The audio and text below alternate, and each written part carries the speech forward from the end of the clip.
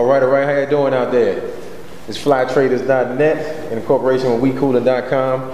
We're out here at the Black History Museum of Alexandria with one of the legendary greats, Mr. D.Gregory. How you feeling today, sir? I'm fantastic and getting better. Good. I'm glad to hear that, And let me just first say, before you finish, thanks for what you all are doing.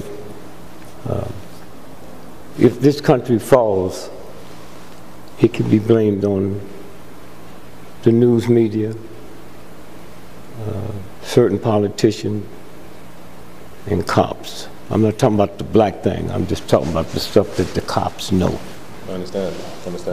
Your major cities have CIA agents, FBI, and all kinds of secret intel working, and that's a violation. Mm-hmm. And so it's what you're doing. See, the reason America's in trouble now is because of there's 44,000 internet radio that they can't control at all. And then the world is hearing things.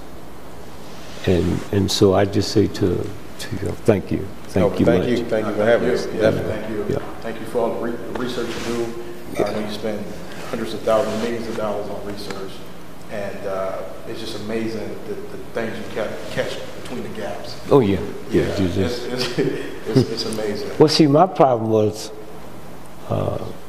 growing up, I thought white folks were serious about truth, about democracy. And then I realized that black folks know more about what's going on than they do, because all slaves wasn't picking cotton. Some of us was in the house with the massa. And we hear him talking to his friends, Pullman porters. Over half of them died millionaires. Wow. Because you got the rich white folks, they had this food cooked for them. They have showers. And so I'm invisible. So we knew when they was going to trick stocks, when they were going to throw sports games, so we came back and told the community. And about 98% of Pullman porter children went to college, because just on the stuff they would hear. And so, for instance, my mother's mother worked for Frank and Jesse James in the boot hills of Missouri. Real Jesse James. And when Jesse was killed, Frank took the money and went east and changed the name to Rockefeller. Okay? The Rockies were Jews. Okay? The Jameses were Jews. That's why they had such a hatred for railroads and such a hatred for banks, the way they treated Jews. They told them. If you took Dick Nixon, as poor as he was, and checked his lineage, you could check him back to Babylonian. If you take Rockefeller family, one of the richest groups on the planet, you only chase him back to Missouri-Kansas border and it stops. So when you start looking at where it is and who holds, I've always said this, Pepper, I took over America, the first thing I would do is ask black folks to apologize to white folks, because the white folks we mad at is the wrong white folks. See, those redneck, uneducated thugs, they couldn't help us if they liked us. It's the Rockefellers and the DuPonts and the big powerful money folks is the problem. But some kind of way we want to believe that the Ku Klux Klan determines public policy, and they don't. And it's hard to tell folks what America is about, because they've been doing it for so long. So long. I was looking at the case up in Boston with the bomber. If they did that, I did it. Okay? And let me tell you how it works. A terrorist don't mind dying as long as they can terrorize the world. Right. That's what a terrorist is. Yeah, that's what they're for. Not how many people did you kill of your side, but how many people did that killing affect? Right. Now let's look at the marathon. The marathon is always run on Monday. Mm-hmm. If you look at the marathon, why did they wait for 2 hours after the runners passed the finish line before they detonated it? I mean, if you really want to terrorize the world, right. if you blew it up at the beginning, there couldn't have been no more marathons for 10 years because all the prime ones be dead. Exactly. Okay, now that's terror. Right. Yeah. And so when you sit and look at, let's say you running the marathon and we your partners, so we all come up there. Right. The night before, you the only one can't party. Right. So you got to run. Right. So we have a ball. And that morning, we all get up and go out at the starting line, where there's over 100,000 people. Right. Okay? It's 30,000 runners. Right. So we your friends. So we there. Why didn't you blow it up out there? Again, right. Huh? I mean, or did you want to see the race? Money somewhere. A side bet. And so, let me tell you what's two things interesting now. Some folks saw armed soldiers on rooftops, and they got to asking questions. Right. We come here all the time. We ain't seen this. Right. And over the loudspeaker, it says, we've had people inquiring about the armed snipers. Are we doing a drill? The drill. Yeah. A drill. It's always a drill. And so don't let that bother you. Right. Yeah. Okay? And then the shooting started. Okay? And so consequently, one of the few states that had a black governor, just so happened, I'm looking at it, and I hear a news person said, Mr. Governor, when did you hear about this? He said, about 15 minutes ago. How'd you hear about it? I said, my daughter called me. Now listen to this now. Right. State troopers guard the governor Right. 24 hours a day. Right. He leave town, they leave town. Okay? And so how did the state troopers know and didn't tell him? His daughter called him. Okay? Now let's take it a step further now. So I called my wife and I said, I'm sending Reggie in and he need to look at the Massachusetts Institute of Technology because they do stuff there that would make Hitler blush. Is this a decoy? Yeah, MIT be doing stuff. And 68 miles from where the bombs went off is a nuclear plant. Huh? So could this be a decoy to hit the nuclear plant? Nobody's ever explained why this cop at the Massachusetts Institute of Technology was sleeping in his car and they shot him in the head. Nobody said why. Huh? Why? Why would you kill him? Right. So the fun starts. I called a friend of mine in Europe and I said, man, could you check and find out when the Plymouth nuclear plant was shut down? Because you have to think, wow, man, maybe this is not what they wanted. Maybe it was the nuclear plant. Blow that up, huh? Well, he came back laughing. He said, let me tell you something. Say the nuclear plant was shut down on Saturday. Wow. Huh? So that was, wow. Huh? It's crazy. The run wasn't until Monday. Nobody's explained why the nuclear plant was shut down. Right. Now, they got to catch up. this law firm that's handling the youngster, they just lost that case. For him to get, here's what they do. These are government lawyers. Right. The unit bomber. Oh. These are folks that's under mind control. So you just let any lawyer come in there and they'll ask questions, and so they said, we're going to plead him guilty. All we hear is to see to it that we can keep him out the electric chair. Okay? Yeah. So now you don't ask different questions. Now that's already solved. I plead guilty. So then something happened the other day when on the sentencing part, they sentenced him to die. Right?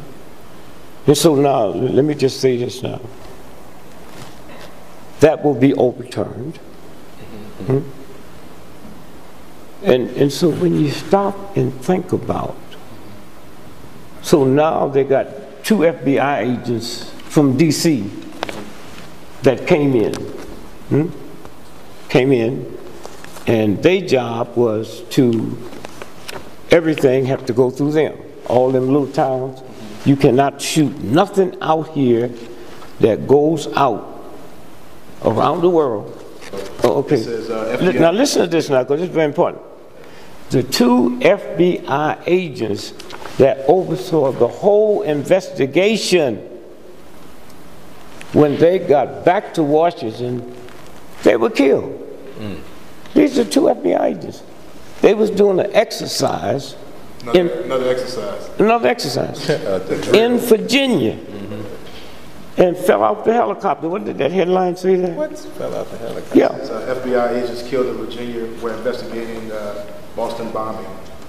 See how it works? Now, nobody, you see, that's the price you pay for being the #1 racist and sexist country in the world. Your mind is messed up. The church might accept that, but the universal God don't accept it at all. And so who would ever believe that this happens? Now, we know, we have a team. We know that bin Laden was killed in December '01 by Sheikh Ahmad, the same guy that beheaded the Wall Street Journal reporter. Okay. So when we see all this stuff 2 years ago, we laugh. We know he'd been dead. Huh? There were several reports that came out. Okay, now Seymour Hersh the other day, did you see the article he did about what the White House said didn't? Oh yeah, they was trying to debunk the entire story.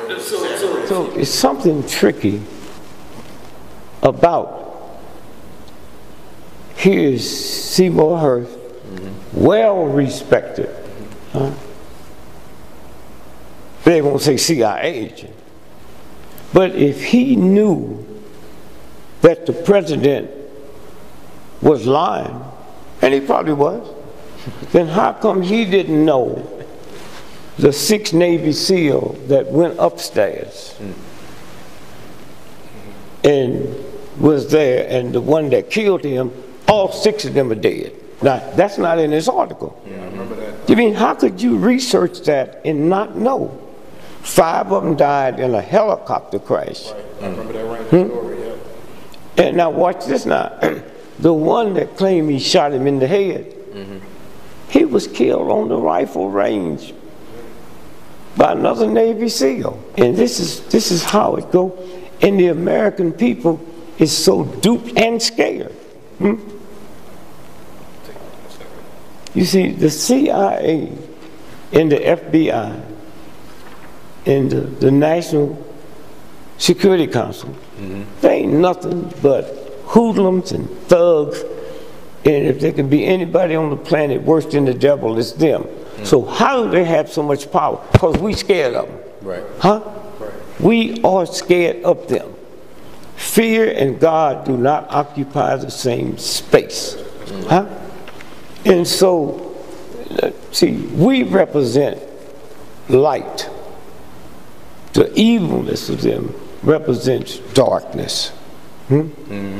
So if we left here now and went 2 miles down the street to a building that's 10 times larger than a football field, Right.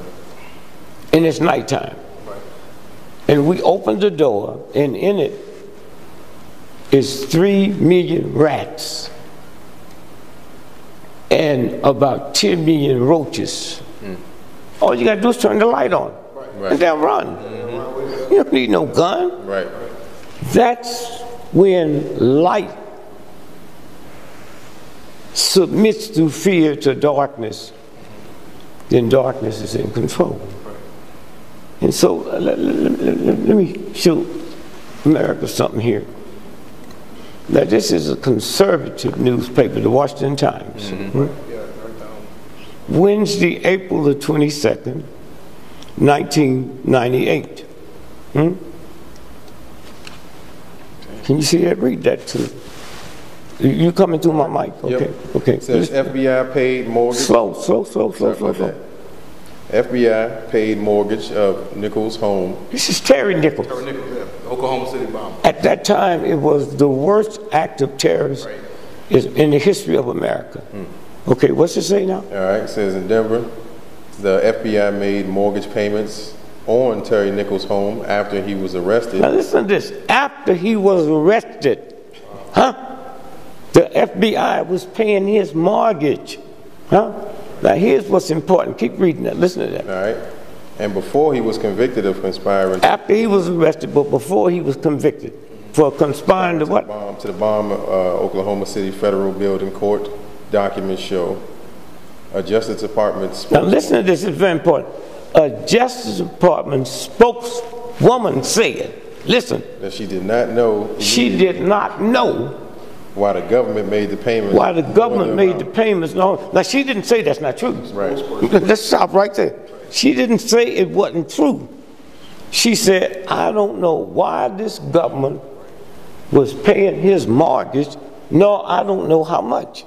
Now, Spokesperson for the department. yeah. Right. Now listen to this now. The mortgage payments were disclosed in a court filing Monday by Nichols' lawyer. This is in court. This come out by Nichols' lawyer. Who argued that their client does not have sufficient assets to pay a fine or restitution as prosecutors want.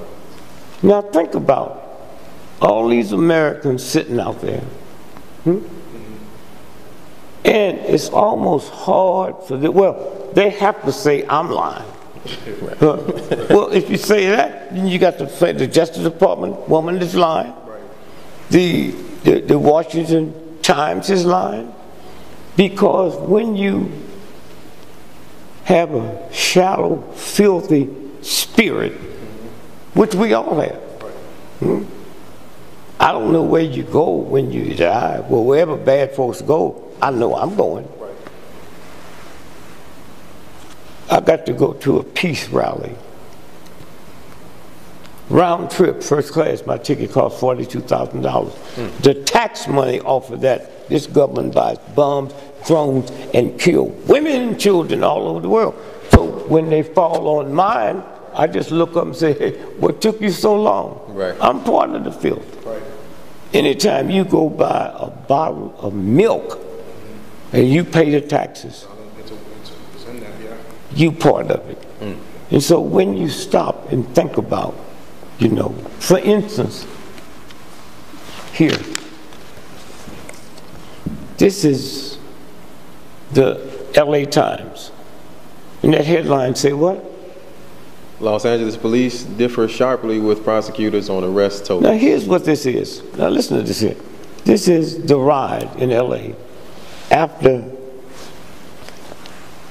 the beating of, what's his name, Rodney King. Right. Now, if you pull that up and look, that's 3 o'clock in the morning. That area is lighted like a Hollywood movie. Where those lights come from? Right. Like, You hear me? yeah, Where those lights come from? Right.